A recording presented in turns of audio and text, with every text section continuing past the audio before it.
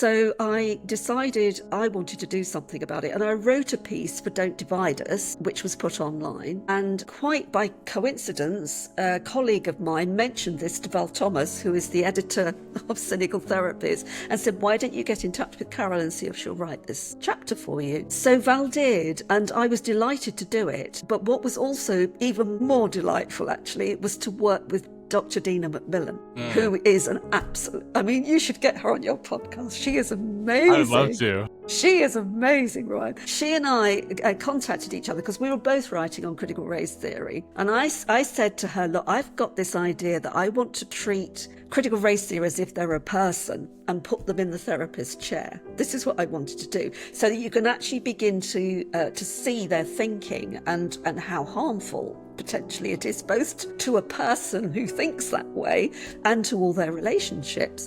And Dina said, wow, I love that idea. She said, can we both do that? She said, what about you write from a white therapist perspective and I'll write from a black therapist perspective, and we can actually bring more understanding into how critical race theory would see each of us, and respond to us. And so that's what we did. It was hard work, but it was a lot of fun as well, because I hope that we managed to get the message across. And with Dina's experience, she's an African-American woman. She's experienced the most appalling racism. And, and I just feel I'm amazed at her, because even in spite of that, she says it's the way you respond to it. It's this idea that you can't change what has happened, but it's how you respond to it that is really important. And she had a great understanding of critical race theory. So together, I think we managed to create something that hopefully was useful for people. But that's how I came to write it. And as I say, I drew a lot on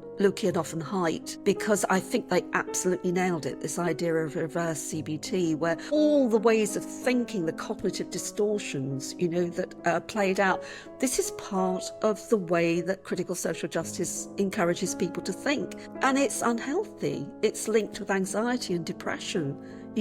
Why would you teach people to do that?